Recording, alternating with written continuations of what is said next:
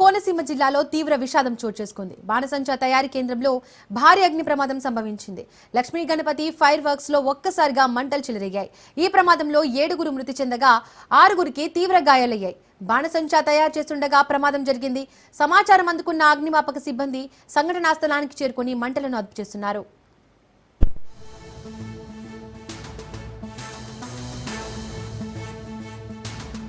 అంబేద్కర్ కోనసీమ జిల్లాలో తీవ్ర విషాదం చోటు చేసుకుంది. బాణసంచా తయారీ కేంద్రంలో భారీ అగ్ని ప్రమాదం సంభవించింది.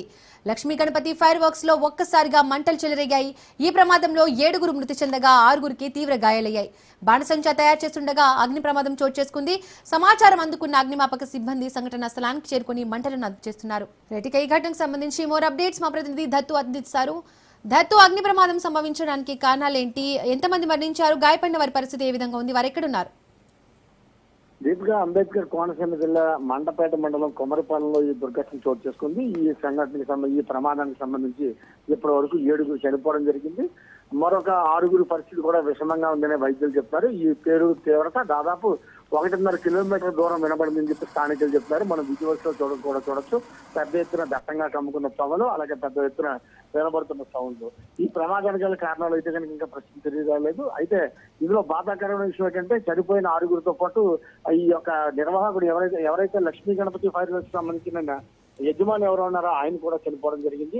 ప్రమాదానికి గల కారణం అయితే ఇంకా తెలియవలసింది. కేర్లెస్ స్మోకింగ్ లేకపోతే కరెంట్ షార్ట్ సర్క్యూటా, లేకపోతే మరి ఇతర కారణమా, లేకపోతే గ్యాస్ కి సంబంధించిన లీకేజ్ ఏమన్నా అన్న విషయం ఇంకా తెలియవలసింది. ప్రస్తుతం అయితే కనుక మంటలను అదుపులోకి తీసుకురావడానికి అటు అనపర్తి, మండపేట, ఇటు సామలకోట, పెద్దాపురం నుంచి కూడా పెద్ద ఎత్తున ఫైర్ ఇంజిన్లు వచ్చి మంటలను అదుపు చేయడం జరిగింది. స్థానికులు సహకారం కూడా చాలా పెద్ద ఎత్తున అందజేశారని చెప్పొచ్చు. మరోవైపు 6 తీవ్రంగా విషమంగా గాయపడ్డారు. వారంతా కూడా మొత్తం 80% పైగా వాళ్ళ ఒళ్ళంతా బర్న్ అయిపోయింది. దీంతో వారు కూడా పరిస్థితి కష్టమే అని చెప్తారు. ప్రస్తుతం అయితే కనుక వారిని ఏరియా ఆసుపత్రులు రామచంద్రాపురం, అనపర్తి, అలాగే కాకినాడ వంటి ఆసుపత్రులు వారిని తరలించడం జరిగింది. వైద్యులు వారికి మెరుగైన చికిత్స అందిస్తారు. ఆ స్థానిక ఎమ్మెల్యే అయినటువంటి జోగుళ్ళు కూడా వచ్చి వారిని పరామర్శించడం జరిగింది. ప్రమాదానికి గల కారణం తీసుకోవాలి, క్షతగాత్రికి మెరుగైన వైద్యం అందించాలని చెప్పి ఆయన ఆదేశించడం జరిగింది. ప్రస్తుతం అయితే కనుక సహాయక చర్యలు చేపట్టారు. మరోవైపు ఈ ప్రమాదం జరిగిన సమయంలో ఆ షెడ్ లో ఎంతమంది ఉన్నారు? అప్పుడు మనకి అందుతున్న లెక్కల ప్రకారం చూస్తుంటే కనుక చనిపోయిన 7 పాటు మరొకరు 6 తీవ్రంగా గాయపడ్డారు. మరో 3 స్వల్పంగా గాయాలయ్యాయి. అయితే ఇంకా ఎవరైనా ఉన్నారా, లేకపోతే ఈ అందుబాటులో లేరా, లేకపోతే వచ్చిన సంఖ్య ఎంత, హాజరు సంఖ్య అని తెలియవలసి ఉంది. వారు ఆ వివరాలు చెప్పాలంటే కనుక ఎవరైతే క్షతగాత్రులు ఉన్నారో, తీవ్ర గాయాలు పాలై ఉన్నారో వారు వివరాలు వెల్లడించవలసి ఉంది. వారు ప్రస్తుతం అయితే కనుక మాట్లాడే స్థితిలో లేరు. వారు వాదనలో వారు ఉన్నారు. ప్రస్తుతం అయితే కనుక వైద్యులు మెరుగైన చికిత్స అందించడానికి తమ వంతు ప్రయత్నం చేస్తారు. అలాగే ప్రమాదానికి గల కారణాలు ఏంటో తెలుసుకోవడానికి కూడా అధికార యంత్రాంగం ప్రయత్నం చేస్తుంది. దీపిక, దత్తు, ప్రమాదానికి సంబంధిత అధికారులు ఏం చెప్తున్నారు? అధికారులు అయితే కనుక ప్రస్తుతం అయితే కనుక సహాయ చర్యలు చేపట్టాం. సహాయ చర్యల్లో భాగంగా ఎవరైతే క్షతగాత్రులకు మెరుగైన వైద్య సహాయాలు అందిస్తున్నారో ప్రమాదానికి గల కారణాలు తెలిసి రావాల్సింది. అయితే అదృష్టవత్తు ఈ బాణసంచా తయారీ కేంద్రం ఏదైతే ఉందో ఊరి చివరన ఉండడం ఒక రకంగా అదృష్టంగా చెప్పుకోవచ్చు. లేకపోతే ప్రాణ నష్టం తీవ్రత మరింత పెరిగే అవకాశం ఉంది. మరోవైపు స్థానికులు లేకపోతే కొంతమంది చెప్తున్న సమాచారం ప్రకారం చూసుకుంటే కనుక నిర్లక్ష్యంగా బాణసంచా తయారు చేయడమే, అలాగే సేఫ్టీ మెజర్స్ పాటించకపోవడమే ఈ యొక్క ప్రమాదానికి కారణాలుగా ఉన్నవారైతే చెప్తారు. అయితే దీన్ని అధికార యంత్రాంగం గుర్తించవలసి ఉంది.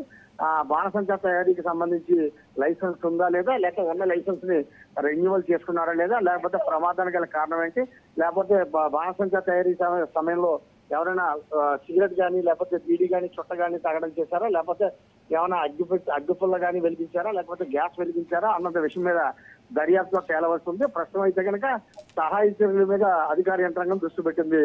దీపిక, దత్తు, ఘటనపై ఎవరైనా మంత్రులు స్పందించారా? ఏమైనా వాళ్ళకి సహాయం చేస్తున్నారా? స్థానికుల నుంచి సహాయం మాత్రం చాలా మంచి స్పందన ఉందని చెప్పొచ్చు. ఇలా ప్రమాదం జరిగిందని సంఘటన తెలియగానే వెంటనే చుట్టుపక్కల ఉన్నటువంటి స్థానికులంతా వచ్చి తమ వంతు ఎటువంటి సహాయ సహకారాలు అందించాలి, అదేదైతే దెబ్బలు తిని ఎవరు ఉన్నారు, గాయాలతో బయటపడి పరిగెత్తు వస్తున్న వాళ్ళు ఎవరు ఉన్నారు వారందరినీ గుర్తించడం, వారికి ప్రథమ చికిత్స చేయడం, దాని తర్వాత వారందరినీ కూడా హాస్పిటల్ తరలించడంలో స్థానికులదే కీలక పాత్ర అని చెప్పొచ్చు. చుట్టుపక్కల వారు ఏదైతే ఈ ప్రమాద తీవ్రతకి 1 కిలోమీటర్ నుండి 2 కిలోమీటర్ల వరకు శబ్దం వినబడిందని చెప్పి ఈ యొక్క చుట్టుపక్కల ప్రాంత ప్రజలు చెప్తారు. అందులో భాగంగానే వారంతా కూడా పెద్ద ఎత్తున సహాయక చర్యలు చేపట్టారు.